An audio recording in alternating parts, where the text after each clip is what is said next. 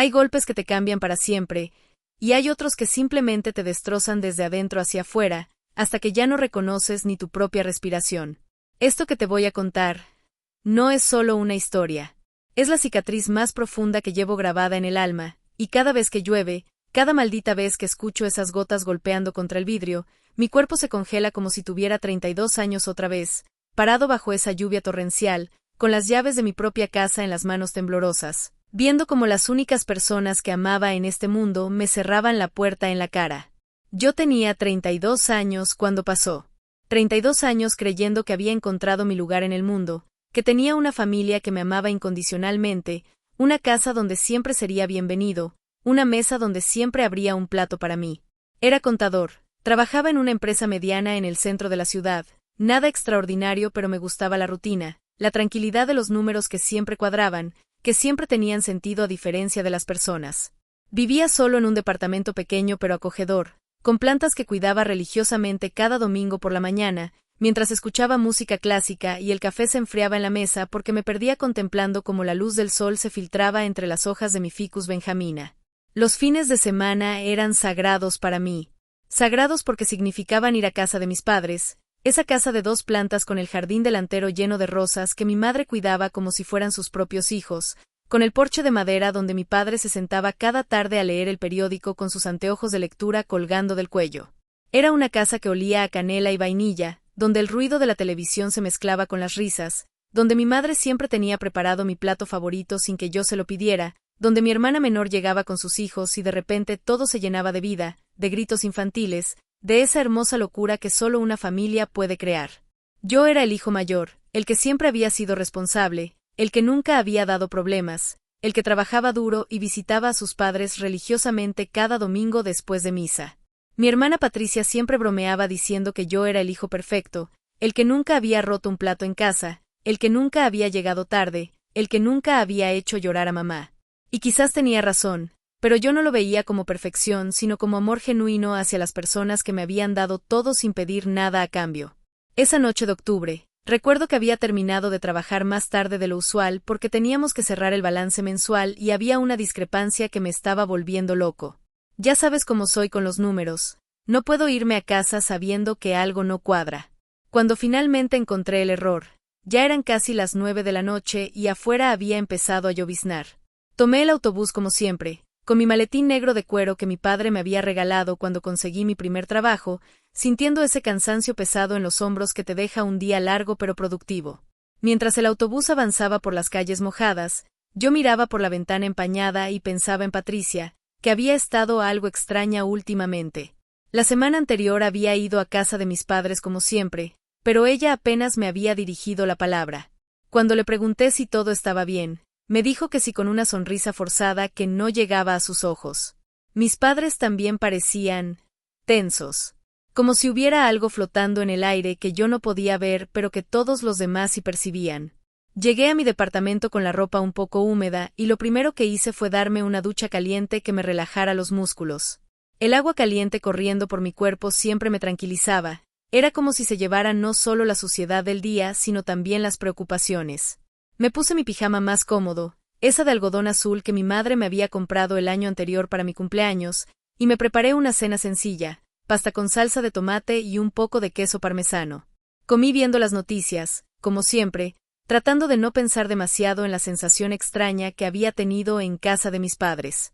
Después de cenar, lavé los platos con cuidado, los sequé y los guardé en su lugar exacto en la alacena. Siempre he sido meticuloso con la limpieza, es algo que me da paz mental, tener todo en orden. Regué mis plantas, revisé que las ventanas estuvieran bien cerradas porque la lluvia había empezado a arreciar, y me senté en mi sillón favorito con un libro. Pero no podía concentrarme en la lectura. Había algo que me inquietaba, una sensación en el estómago como cuando sabes que algo malo va a pasar pero no sabes exactamente qué. Cerca de las 11 de la noche sonó mi teléfono. Era Patricia. Su voz sonaba rara, como si hubiera estado llorando o como si le costara trabajo hablar. Me dijo que necesitaba verme urgentemente, que era importante, que no podía esperar hasta el domingo. Le pregunté si estaba bien, si había pasado algo con los niños o con Jorge, su esposo, pero solo me repetía que necesitaba verme, que fuera a casa de mis padres, que ellos también querían hablar conmigo. Mi corazón empezó a latir más rápido. En mi familia nunca habíamos tenido conversaciones urgentes a las 11 de la noche. Mis padres se acostaban temprano, Patricia también por los niños. Algo definitivamente estaba mal. Le pregunté si alguien estaba enfermo, si había pasado algo grave, pero ella solo me dijo que por favor fuera, que era importante que habláramos esa misma noche. Me vestí rápidamente, tomé mi chaqueta impermeable y las llaves de la casa de mis padres que siempre llevaba conmigo. Eran unas llaves que me habían dado cuando cumplí 18 años, como símbolo de que esa casa siempre sería mi hogar sin importar nada. Mi padre me había dicho ese día, con sus ojos brillantes de orgullo, «Esta casa es tuya para siempre, hijo. Aquí siempre tendrás un lugar donde llegar». La lluvia había empeorado considerablemente. Tuve que llamar un taxi porque mi auto estaba en el taller y el transporte público ya no funcionaba a esa hora. Durante el viaje, que se me hizo eterno, no podía dejar de darle vueltas a 1000 posibilidades en mi cabeza. ¿Había pasado algo con mi padre? Él tenía 65 años y aunque se cuidaba, siempre me preocupaba su corazón. O con mi madre. Ella había estado quejándose de dolores de espalda últimamente. O quizás Patricia y Jorge tenían problemas matrimoniales y necesitaban ayuda económica. El taxi se detuvo frente a la casa de mis padres y vi que todas las luces estaban encendidas, lo cual era extraño para esa hora. Pagué al conductor, que me miró con lástima cuando vio que tenía que bajarme bajo esa lluvia torrencial. Corrí hacia el porche, empapándome completamente en esos pocos metros, y cuando llegué a la puerta, saqué mis llaves con las manos temblorosas por el frío y la ansiedad. Pero cuando traté de meter la llave en la cerradura, algo estaba mal. La llave no entraba. Probé con las otras llaves del llavero, pensando que quizás me había confundido, pero ninguna funcionaba. Era como si hubieran cambiado la cerradura. Toqué la puerta con suavidad primero, luego con más fuerza. Escuché pasos adentro, voces susurrando, y finalmente mi padre abrió la puerta pero solo un poco, con la cadena de seguridad puesta. Su cara. Dios mío, su cara. Nunca voy a olvidar la expresión de mi padre esa noche. Era como si estuviera viendo a un extraño, como si no me reconociera. Sus ojos, que siempre habían sido cálidos cuando me miraban, estaban fríos, distantes. Me dijo, con una voz que no reconocí, que no podía entrar, que ya no era bienvenido en esa casa. Al principio pensé que era una broma de mal gusto. Me reí nerviosamente y le dije, «Papá, soy yo, tu hijo. ¿Qué está pasando?» Patricia me llamó. Pero él solo negó con la cabeza y me dijo que Patricia ya les había contado todo, que sabían la verdad sobre mí, que ya no podían tenerme cerca de la familia. No entendía nada. ¿Qué verdad? ¿De qué están hablando?, le grité, pero la lluvia se llevaba mi voz. Podía ver por encima de su hombro a mi madre en el pasillo, de pie, inmóvil como una estatua, con lágrimas corriendo por sus mejillas pero sin decir una palabra. Patricia estaba ahí también, abrazando a mis sobrinos como si yo fuera una amenaza para ellos. Mi padre me dijo que Patricia les había contado sobre el dinero que había estado robando de la empresa, sobre los documentos falsificados, sobre cómo había estado estafando a mis clientes durante años. Mis piernas casi se doblaron. No entendía de qué hablaba. Yo nunca había robado nada a nadie, nunca había falsificado documentos, nunca había estafado a nadie. Mi trabajo era mi orgullo, mi integridad era lo más importante para mí. Traté de explicarle que había un malentendido terrible, que yo nunca había hecho nada de eso, que Patricia estaba confundida o que alguien le había mentido, pero él no me escuchaba. Me dijo que tenían pruebas, que Patricia había encontrado los documentos en mi departamento cuando fue a regresarme un libro que le había prestado, que había visto los estados de cuenta bancarios con depósitos que no podía explicar con mi salario. Mi mente se nublaba tratando de entender qué estaba pasando. ¿Patricia había estado en mi departamento? ¿Cuándo? ¿Qué documentos? ¿Qué depósitos? Nada de lo que decía tenía sentido, pero la forma en que mi padre me miraba, la forma en que toda mi familia me miraba desde adentro de la casa, me decía que para ellos sí lo tenía. Le supliqué que me dejara entrar, que me diera la oportunidad de explicar, de mostrarle que había un error, que alguien estaba mintiendo o que habían malinterpretado algo. Pero él solo negó con la cabeza y me dijo que ya habían tomado una decisión, que no querían volver a verme, que no querían que me acercara a los niños, que habían cambiado las cerraduras y que si intentaba contactarlos de nuevo, llamarían a la policía. La puerta se cerró. Escuché el ruido del seguro girando y luego… silencio. Solo el sonido de la lluvia golpeando furiosamente contra el suelo, contra mi cuerpo empapado, contra el mundo que se había vuelto loco a mi alrededor. Me quedé ahí parado, bajo la lluvia torrencial, mirando la puerta cerrada de la casa donde había crecido, donde había vivido los momentos más felices de mi vida, donde había aprendido lo que significaba el amor incondicional de una familia. La lluvia se filtraba por mi chaqueta, por mi ropa, por mi piel, hasta llegar a mis huesos. Pero el frío que sentía por dentro era infinitamente más punzante que el del agua helada. No sé cuánto tiempo me quedé ahí. Podían haber sido minutos u horas. El tiempo había perdido todo significado. Golpeé la puerta otra vez, pero nadie respondió. Grité, supliqué, lloré bajo esa lluvia que me empapaba hasta el alma, pero la casa permanecía en silencio. Las luces se fueron apagando una por una hasta que solo quedó la del porche, iluminando mi figura solitaria y derrotada. Finalmente, cuando me di cuenta de que no había nada más que hacer, que mi familia realmente me había cerrado la puerta, caminé hasta la calle y llamé otro taxi. El conductor de ese segundo taxi no dijo nada, quizás acostumbrado a recoger personas destruidas en las noches lluviosas de la ciudad. Durante el viaje de regreso a mi departamento, mi mente no podía procesar lo que había pasado. Era como si fuera un sueño, una pesadilla absurda de la cual despertaría en cualquier momento. Pero llegué a mi departamento y nada había cambiado excepto yo. Todo estaba exactamente como lo había dejado, los platos limpios en la alacena, las plantas en su lugar, el libro abierto en el sillón. Pero yo ya no era la misma persona que había salido de ahí 2 horas antes. Esa persona había muerto bajo la lluvia frente a la casa de sus padres. Me quité la ropa empapada y la dejé tirada en el piso del baño, algo que nunca había hecho en mi vida. Me metí a la cama sin secarme completamente, sintiendo como el agua fría de mi cabello empapaba la almohada. Cerré los ojos, pero no pude dormir. Cada vez que lo intentaba, veía la cara de mi padre, escuchaba sus palabras, sentía el golpe de esa puerta cerrándose en mi cara. A la mañana siguiente, temprano, llamé a mi trabajo para decir que estaba enfermo. Era la primera vez en 5 años que faltaba al trabajo por algo que no fuera una emergencia médica real. Luego marqué el número de Patricia, pero mi llamada fue directo al buzón de voz.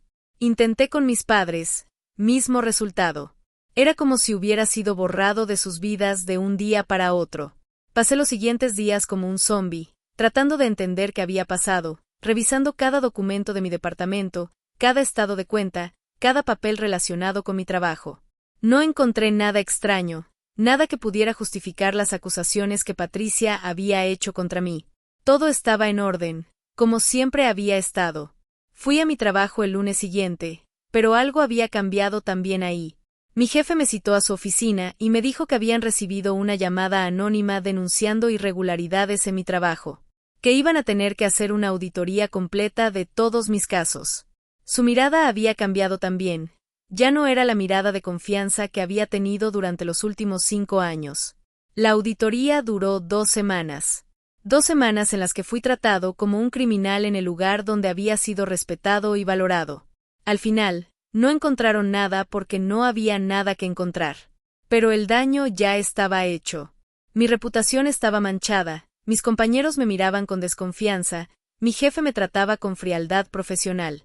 Durante esas 2 semanas, intenté contactar a mi familia incontables veces. Fui a la casa de mis padres, pero habían puesto una orden de restricción temporal contra mí. Fui al trabajo de Patricia, pero su secretaria me dijo que ella no quería verme. Intenté hablar con Jorge, su esposo, pensando que él podría darme una explicación, pero él tampoco respondía a mis llamadas. Fue en la 3ª semana cuando finalmente entendí lo que había pasado. O mejor dicho, cuando decidí contratar a un investigador privado para que me ayudara a entenderlo. Era un hombre mayor, con cara de haber visto demasiadas tragedias humanas, que se llamaba Roberto Mendoza. Le conté toda la historia y él me miró con esa expresión que ya había empezado a reconocer, la expresión de alguien que no estaba seguro de si debía creerme o no. Pero Roberto era profesional. Investigó durante un mes y lo que descubrió me destrozó de una manera que no sabía que era posible. Patricia había estado teniendo una aventura con mi jefe durante los últimos 6 meses. Habían estado planeando montar su propia empresa de contabilidad, pero necesitaban capital inicial y una forma de eliminar la competencia. La forma más fácil era destruir mi reputación y hacerme ver como un ladrón y un estafador. Patricia había entrado a mi departamento cuando yo no estaba, usando las llaves que yo le había dado para emergencias. Había plantado documentos falsos entre mis papeles, había tomado fotos de estados de cuenta que había falsificado, había construido una historia completa sobre supuestos robos y estafas que yo habría cometido. Luego se lo había contado a mis padres con lágrimas en los ojos, diciéndoles que había descubierto que su hijo era un criminal y que tenía miedo de lo que podría hacerle a ella y a sus hijos si se enteraba de que lo sabía. Mis padres, que confiaban ciegamente en Patricia, que nunca habrían imaginado que su hija menor pudiera mentir sobre algo tan grave, le creyeron sin cuestionarla. Cambiaron las cerraduras esa misma tarde y decidieron cortarme de sus vidas para proteger a la familia. El plan de Patricia era perfecto. Yo perdería mi trabajo, mi reputación, mi familia, y ella podría montar su empresa sin competencia mientras mis clientes, desinformados sobre mi supuesta deshonestidad, buscarían nuevos contadores. ¿Qué mejor opción que la hermana del contador deshonesto, que había sido lo suficientemente valiente para denunciarlo? Cuando Roberto me mostró las pruebas, cuando vi las fotos de Patricia entrando y saliendo de hoteles con mi jefe, cuando vi los documentos que demostraban cómo habían falsificado mi firma, cuando entendí la magnitud de la traición, algo se rompió dentro de mí para siempre. No era solo el dolor de saber que mi hermana me había traicionado, era la pérdida completa de la fe en el amor, en la familia, en la posibilidad de confiar en alguien otra vez. Tenía todas las pruebas para limpiar mi nombre, para demostrar mi inocencia, para destruir a Patricia y recuperar a mi familia. Pero cuando me senté en mi departamento esa noche, con todas las pruebas esparcidas sobre la mesa, me di cuenta de algo terrible. Ya no quería recuperar a mi familia. ¿Cómo podría volver a mirar a mis padres sabiendo que habían preferido creerle a Patricia antes que darme la oportunidad de explicar? ¿Cómo podría volver a confiar en ellos sabiendo que habían sido capaces de cerrarme la puerta en la cara sin siquiera escuchar mi versión? ¿Cómo podría perdonar que me hubieran dejado bajo la lluvia, literalmente y emocionalmente, cuando más los necesitaba? Esa noche tomé una decisión que cambiaría mi vida para siempre. Guardé todas las pruebas en una caja fuerte, renuncié a mi trabajo, vendí mi departamento y me mudé a otra ciudad. No confronté a Patricia, no busqué venganza, no traté de limpiar mi nombre. Simplemente desaparecí de sus vidas como ellos habían desaparecido de la mía. Pero antes de irme, hice algo más. Cerré las puertas de mi corazón con el mismo cuidado meticuloso con el que había cerrado las puertas de mi departamento esa última noche. No más confianza ciega, no más amor incondicional, no más fe en la familia, no más creer que alguien podría amarme sin condiciones. Me mudé a una ciudad pequeña en la costa, donde nadie me conocía y donde podría empezar una nueva vida con una nueva identidad emocional. Encontré un trabajo en una empresa pequeña, renté una casa pequeña cerca del mar, y empecé a vivir una vida pequeña y controlada donde nadie podría lastimarme otra vez. Pasaron los años. 5 años, para ser exacto.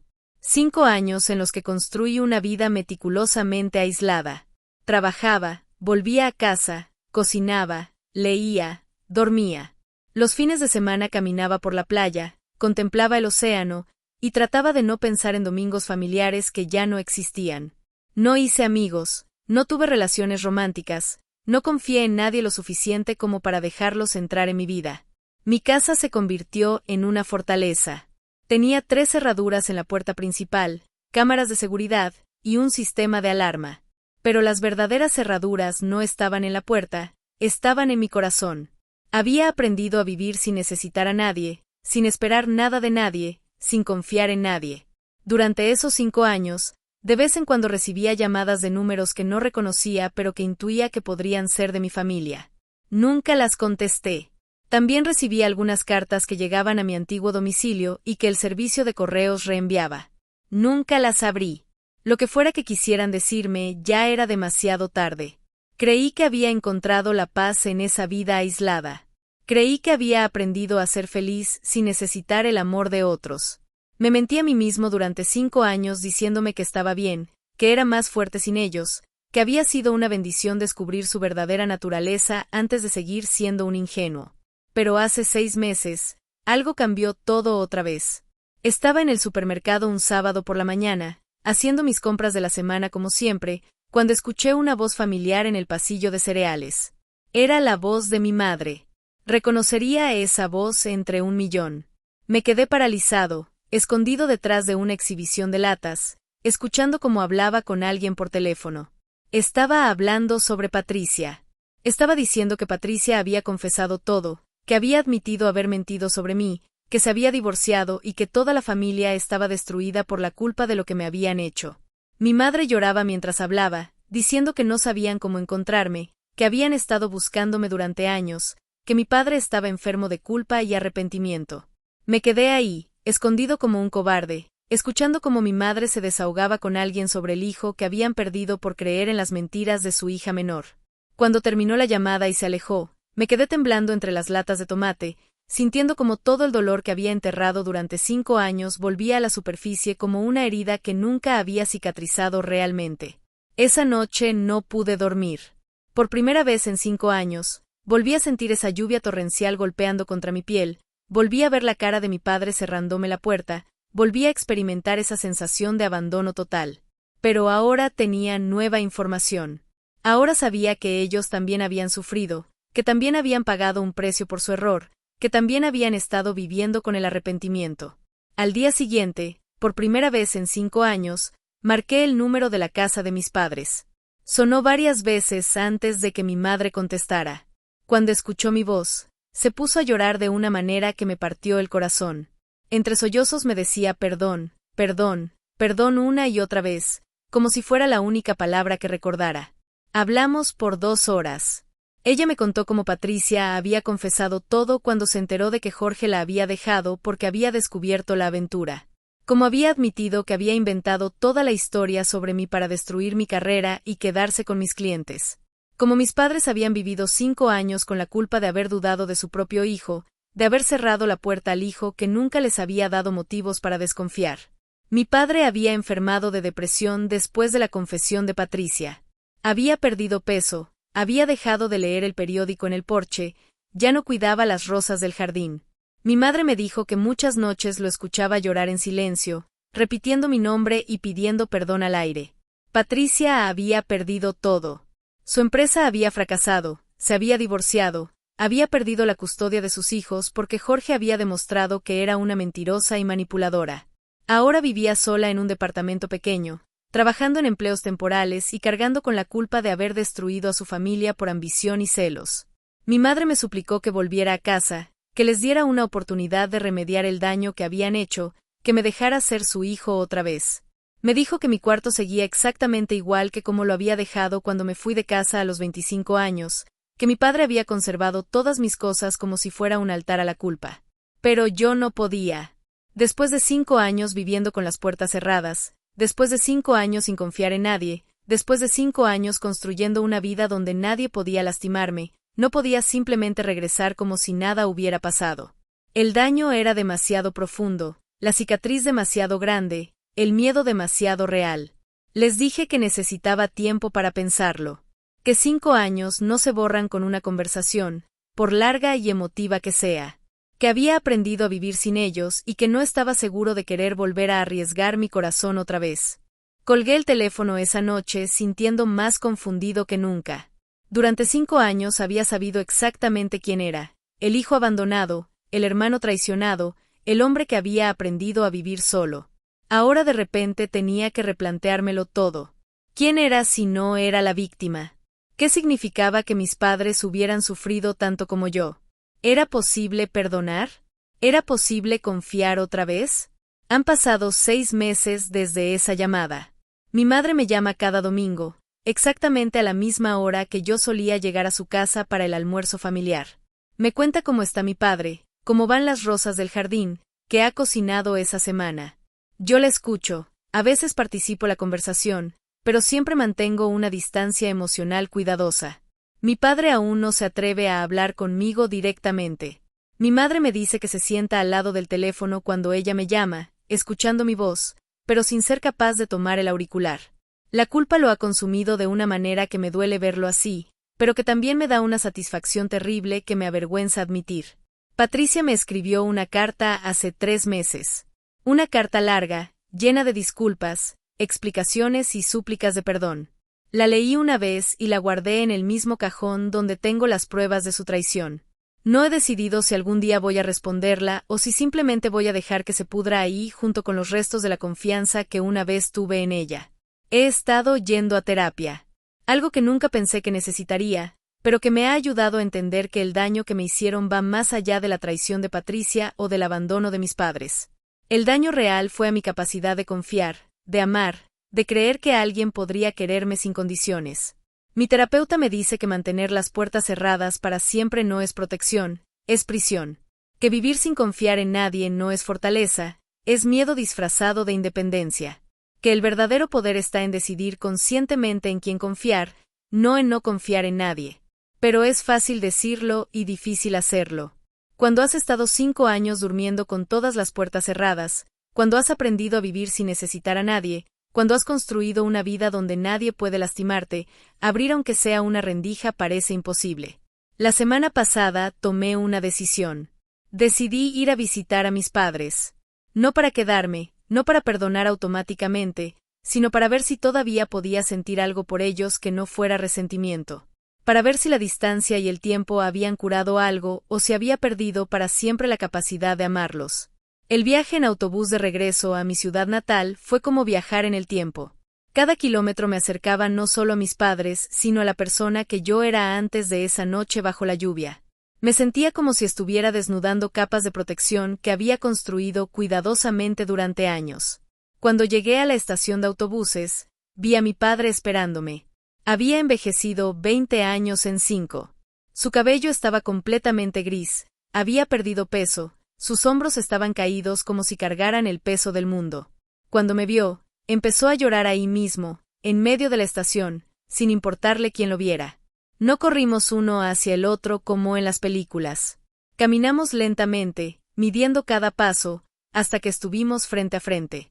Él extendió su mano temblorosa hacia mi cara, como si no pudiera creer que yo fuera real, y me dijo con una voz quebrada: «Hijo, perdóname. Por favor, perdóname». No lo abracé. No le dije que todo estaba bien. Pero no me aparté cuando él me tocó la cara con esa mano que temblaba de emoción y culpa. Era un primer paso. Un paso pequeño, cauteloso, pero un paso al fin. La casa había cambiado. Mi madre había envejecido también, pero había algo en sus ojos que no había visto en años: esperanza. El jardín estaba descuidado, las rosas marchitas, la pintura descarapelada. Era como si la casa también hubiera estado de luto durante todos estos años. Mi cuarto estaba exactamente como mi madre había dicho. Todo en su lugar, como si fuera un museo de mi juventud. Mis libros, mis trofeos del colegio, incluso la ropa que había dejado ahí. Me senté en mi cama de la infancia y por primera vez en 5 años, lloré. Lloré por el tiempo perdido, por las palabras no dichas, por los domingos familiares que nunca volverían a ser iguales. Lloré por el hijo que había sido y que había muerto bajo esa lluvia torrencial. Lloré por los padres que habían cometido un error terrible y que habían pagado un precio que quizás era demasiado alto. Pasé 3 días en esa casa. 3 días caminando en puntitas alrededor del dolor, de la culpa, del amor herido que todavía existía debajo de todas las capas de resentimiento. No hablamos directamente sobre lo que había pasado esa noche de octubre. Era demasiado pronto. La herida todavía demasiado fresca, la confianza todavía demasiado frágil. Pero hablamos de otras cosas. De mis nuevos trabajos, de mi vida en la costa, del mar que había aprendido a amar. Ellos me contaron sobre los vecinos, sobre cambios en el barrio, sobre pequeñas cosas cotidianas que me hicieron recordar lo que había perdido cuando cerré la puerta de mi corazón. El último día, mi madre me preparó mi plato favorito. El mismo que me había estado preparando todos los domingos durante 30 años, el mismo que había estado esperando que yo volviera a comer durante 5 años. Cuando puso el plato frente a mí, los dos sabíamos que era más que comida. Era una ofrenda de paz, una súplica silenciosa de perdón, una invitación a volver a ser una familia. Comí despacio, saboreando no solo la comida sino el amor con el que estaba preparada. Mi padre me observaba desde el otro lado de la mesa, con esa expresión de quien no puede creer que algo bueno le esté pasando. Mi madre se quedó de pie junto a la cocina, secándose las lágrimas con el delantal, como si temiera que si se movía demasiado, yo fuera a desaparecer otra vez. Cuando terminé de comer, mi padre finalmente encontró el valor para hablar conmigo directamente. Me pidió perdón con palabras entrecortadas, explicándome que había actuado movido por el miedo y la confusión, que nunca debería haber dudado de mí, que había estado muriendo de culpa desde el día que descubrieron la verdad sobre Patricia. Le dije que entendía por qué habían actuado como lo hicieron, que Patricia había sido muy convincente, que las pruebas falsas parecían reales, que como padres habían tratado de proteger a su familia de lo que creían que era una amenaza. Pero también le dije que entender no era lo mismo que perdonar, y que perdonar no era lo mismo que olvidar. Nos sentamos en el porche esa última tarde, en el mismo lugar donde mi padre había leído el periódico durante tantos años. El jardín estaba silencioso, las rosas muertas pero con brotes nuevos empezando a aparecer. Era una metáfora perfecta para lo que estaba pasando entre nosotros. Algo había muerto, pero quizás algo nuevo podría crecer en su lugar. Cuando llegó la hora de irme, ninguno sabía qué decir. ¿Era esto un final o un comienzo? ¿Había sido una visita de despedida o el primer paso hacia una reconciliación? Yo mismo no lo sabía. Lo único que sabía era que algo había cambiado en esos 3 días. La rabia ciega había dado lugar a algo más complejo, una mezcla de dolor, comprensión y quizás, solo quizás, la posibilidad remota de algún tipo de futuro juntos. Mi padre me acompañó hasta la estación de autobuses otra vez. Esta vez no lloramos, pero tampoco nos abrazamos. Nos dimos la mano, como 2 hombres que habían sobrevivido a una guerra y que estaban empezando a evaluar los daños. Antes de subir al autobús, él me dijo, «Las puertas de esta casa siempre van a estar abiertas para ti, hijo. Siempre». Durante el viaje de regreso, pensé en esas palabras. Las puertas siempre van a estar abiertas. Era exactamente lo contrario de lo que había pasado 5 años atrás, cuando esas mismas puertas se habían cerrado en mi cara. Pero ahora sabía que no se trataba solo de puertas físicas. Se trataba de puertas emocionales, de la disposición de ser vulnerable otra vez, de la valentía de confiar otra vez. He estado de regreso en mi casa de la costa durante 2 semanas. Todo está exactamente igual, mi trabajo, mi rutina, mis caminatas solitarias por la playa. Pero yo he cambiado. La visita a mis padres me abrió algo que había estado cerrado herméticamente durante 5 años. No estoy seguro de qué hacer con esa apertura, pero ya no puedo fingir que no existe. Anoche, mientras caminaba por la playa como siempre hago los viernes por la tarde, me encontré con una pareja de ancianos que estaban celebrando su aniversario de bodas. 50 años juntos, me dijeron con orgullo. Les pregunté cuál era su secreto y el hombre me dijo algo que no he podido sacar de mi cabeza. El secreto no es no pelear nunca. El secreto es pelear y luego encontrar el camino de regreso el uno al otro. Esas palabras resonaron en mi cabeza toda la noche. ¿Era eso lo que mi familia y yo necesitábamos hacer? ¿Encontrar el camino de regreso el uno al otro? Pero, ¿era posible encontrar un camino de regreso cuando la confianza había sido tan completamente destruida? Esta mañana, por primera vez desde mi regreso, llamé a mi madre. No porque fuera domingo, que es cuando ella me llama, sino porque quería hablar con ella. Quería escuchar su voz no por obligación o costumbre, sino porque la extrañaba. Le conté sobre la pareja de ancianos en la playa y sobre lo que me habían dicho. Ella se quedó callada por un momento largo y luego me dijo, «Hijo, nosotros peleamos la pelea más grande que se puede pelear en una familia. Te perdimos por nuestro orgullo y nuestro miedo. Pero si tú estás dispuesto a buscar el camino de regreso, nosotros vamos a caminar cada paso contigo». Después de esa conversación, me senté en mi sala mirando el océano por la ventana. Las olas llegaban a la orilla una tras otra, incansables, constantes. Algunas eran grandes y dramáticas, otras pequeñas y gentiles, pero todas llegaban. Todas encontraban su camino hasta la arena. Me di cuenta de que durante 5 años había estado viviendo como si fuera una isla. Aislado, protegido, pero también solo. Las islas son hermosas y fuertes, pero no pueden crecer. No pueden expandirse. No pueden conectarse con nada más que el agua que las rodea. Quizás era hora de dejar de ser una isla. Quizás era hora de intentar ser parte del continente otra vez, aunque eso significara riesgo, aunque eso significara la posibilidad de ser lastimado otra vez. Esa tarde tomé una decisión. Saqué una hoja de papel y empecé a escribir una carta. No para Patricia, porque todavía no estoy listo para eso, sino para mis padres. Una carta donde les explicaba lo que había sentido durante todos estos años, lo que había significado para mí estar solo, lo que me había costado cerrar las puertas de mi corazón. Pero también les explicaba que empezaba a entender que mantener esas puertas cerradas para siempre no era una victoria, era una derrota. Que el verdadero triunfo sobre la traición no era no confiar nunca más, sino aprender a confiar conscientemente, con sabiduría, con límites, pero sin miedo. Les escribí que quería intentar encontrar un camino de regreso hacia ellos, pero que tenía que ser un camino nuevo.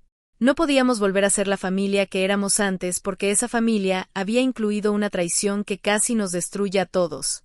Teníamos que aprender a ser una familia diferente, una que había sobrevivido a la pérdida, a la culpa, al arrepentimiento, y que había encontrado la forma de crecer a partir de las cicatrices. La carta me tomó 3 días escribir.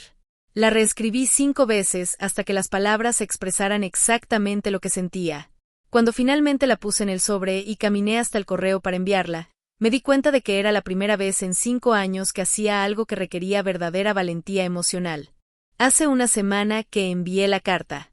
Mi madre me llamó ayer para decirme que la habían recibido, que la habían leído juntos 3 veces, que mi padre había llorado como un niño cuando llegó a la parte donde yo decía que quería intentar encontrar el camino de regreso hacia ellos. Me preguntó si podían venir a visitarme. Nunca habían conocido mi casa en la costa, nunca habían visto la vida que había construido sin ellos.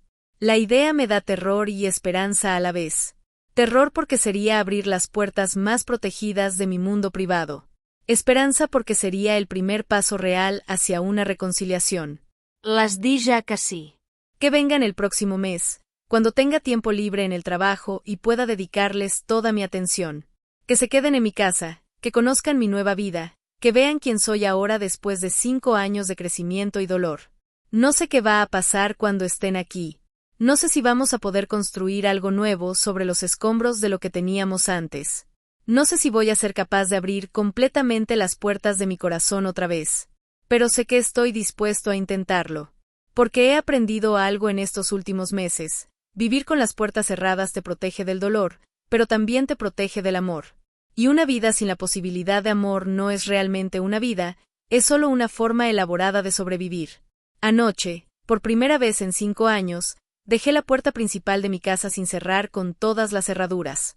Solo puse el seguro normal, como haría cualquier persona normal en cualquier casa normal.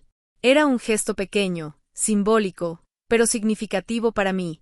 Cuando me fui a dormir, en lugar de revisar 3 veces que todas las puertas estuvieran cerradas como había hecho durante 5 años, simplemente confié en que estaría seguro. Y por primera vez en mucho tiempo, dormí toda la noche sin despertarme a revisar los seguros. Esta mañana me desperté y la casa seguía ahí, yo seguía ahí, nada terrible había pasado por dejar una puerta un poco menos protegida. Fue una lección pequeña pero poderosa sobre la diferencia entre precaución razonable y miedo paralizante. Ahora, mientras les cuento esta historia, mientras revivo cada momento de dolor y cada destello de esperanza, me doy cuenta de que todavía no sé cómo va a terminar. No sé si mi familia y yo vamos a lograr reconstruir una relación sana. No sé si algún día voy a poder perdonar completamente lo que pasó. No sé si algún día voy a poder confiar en alguien de la manera ciega e incondicional en que confiaba antes. Pero sí sé algo, he sobrevivido a lo peor que me podía pasar. Me quedaron afuera bajo la lluvia las personas que más amaba en el mundo, y sobreviví. Cerré las puertas de mi corazón y de mi casa por 5 años, y sobreviví. Aprendí a vivir solo, y sobreviví. Y ahora estoy aprendiendo algo nuevo, estoy aprendiendo que sobrevivir no es suficiente. Que la verdadera valentía no está en cerrar puertas, sino en decidir conscientemente cuáles abrir. Que el amor real no es el que nunca te lastima, sino el que vale la pena el riesgo de ser lastimado. Tal vez esa noche bajo la lluvia no fue solo un final. Tal vez también fue un comienzo. El comienzo de un hombre que aprendió a protegerse sin cerrarse completamente, que aprendió a confiar con sabiduría en lugar de con ingenuidad, que aprendió que las puertas pueden cerrarse temporalmente sin que eso signifique que tienen que permanecer cerradas para siempre. La lluvia ya paró. Han pasado 5 años y medio desde esa noche, y la lluvia ya paró. Las puertas de mi corazón están entreabriendo, despacio, con cuidado, pero están abriéndose.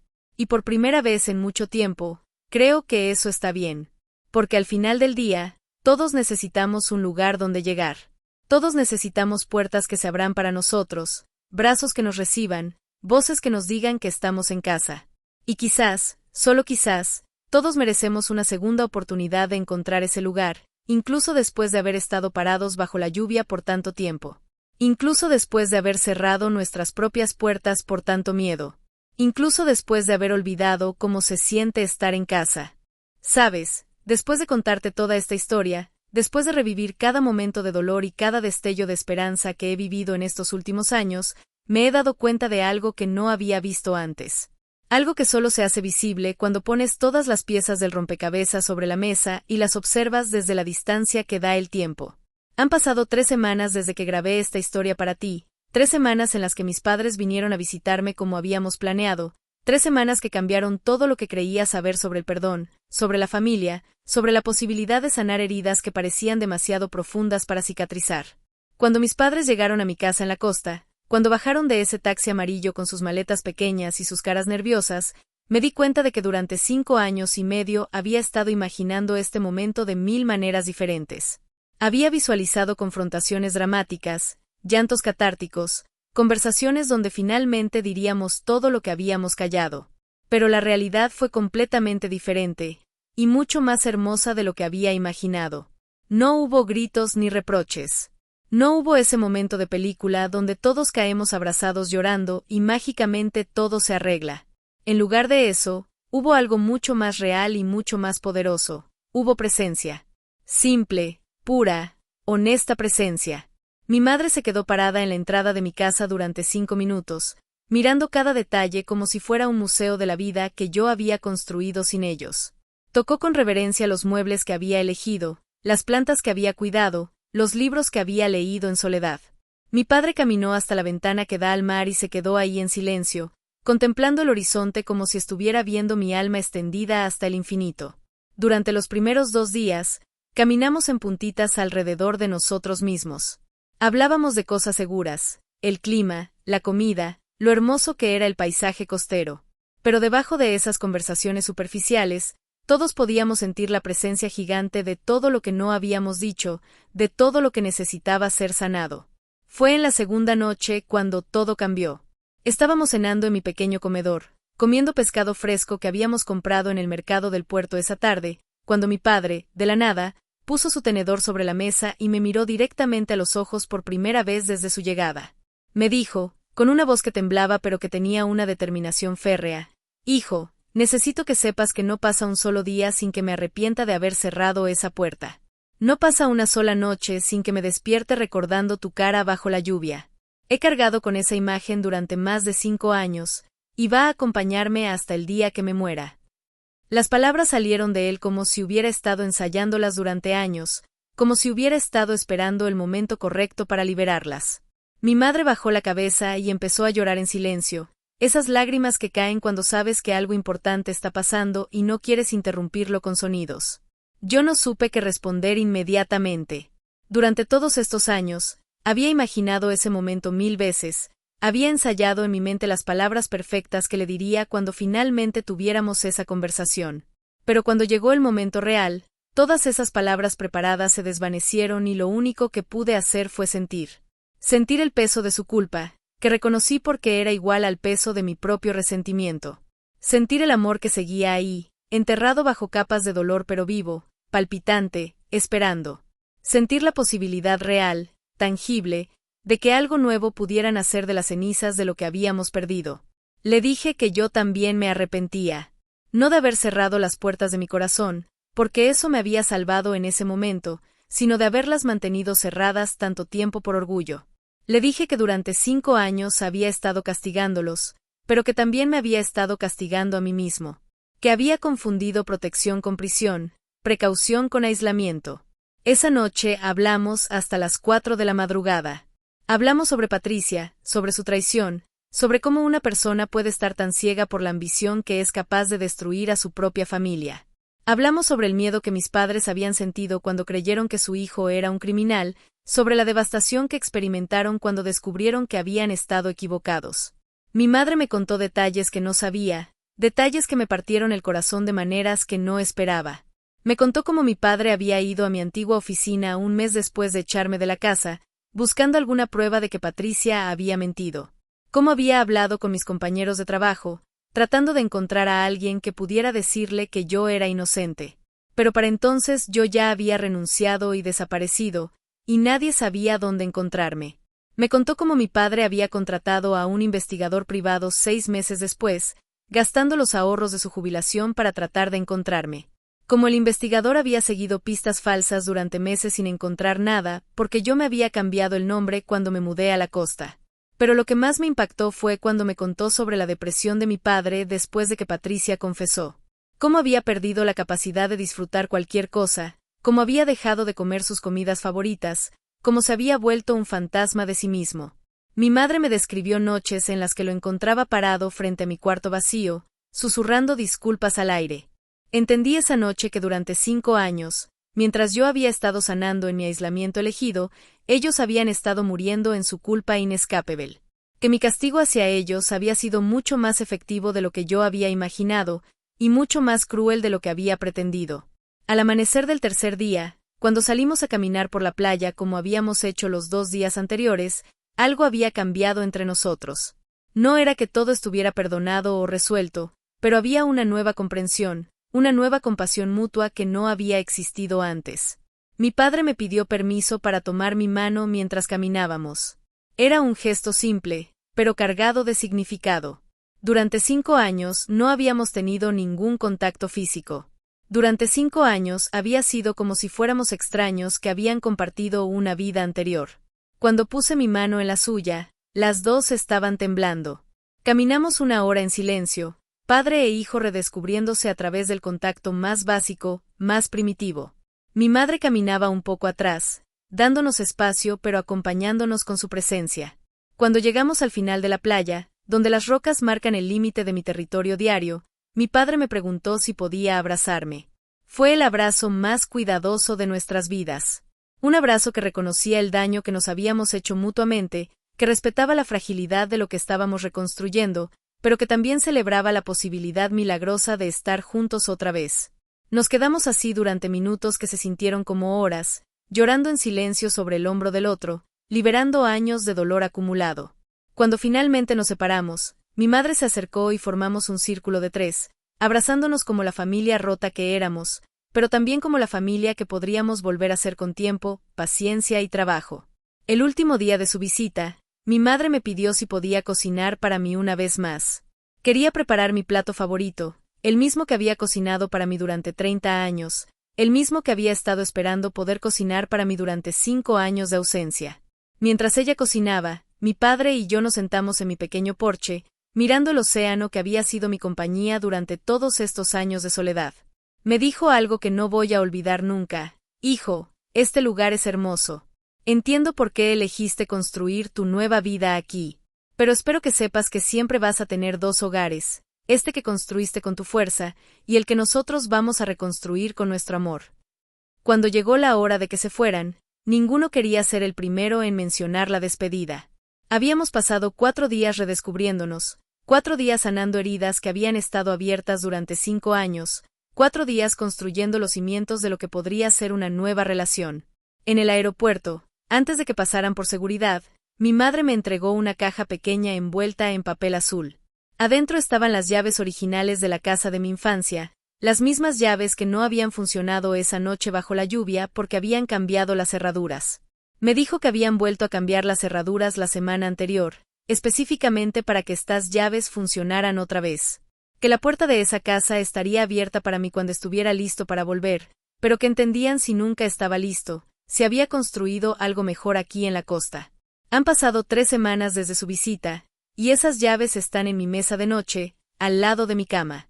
Las miro cada noche antes de dormir, recordándome que tengo opciones, que tengo puertas que puedo abrir cuando esté listo, que ya no estoy atrapado en el aislamiento que una vez elegí como protección. Hablamos por teléfono 2 veces por semana ahora. No todos los domingos como antes, porque estamos construyendo algo nuevo, no tratando de recrear algo viejo. Las conversaciones son diferentes, más cuidadosas pero también más honestas. Hablamos sobre nuestros sentimientos, sobre nuestros miedos, sobre lo que necesitamos para seguir sanando. Mi terapeuta me dice que estoy haciendo un progreso extraordinario, que he logrado algo que muchas personas nunca logran, He encontrado la forma de mantener mis límites saludables mientras abro mi corazón gradualmente. He aprendido la diferencia entre perdón y reconciliación, entre amor y confianza ciega. Patricia me escribió otra carta la semana pasada. Esta vez, en lugar de guardarla en el cajón sin leer, la abrí. Era diferente de la primera carta. Más humilde, más consciente del daño que había causado, más enfocada en reconocer mi dolor que en aliviar su culpa. No le he respondido todavía, y quizás nunca lo haga.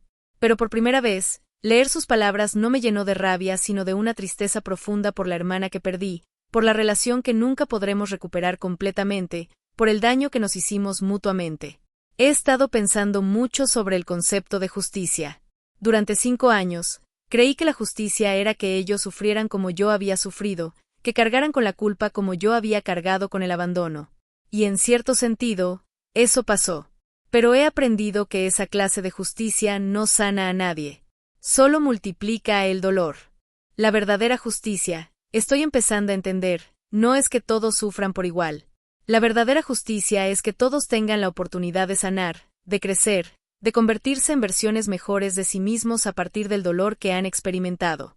Anoche tomé una decisión que habría sido imposible hace 1 año, hace 6 meses, incluso hace 1 mes.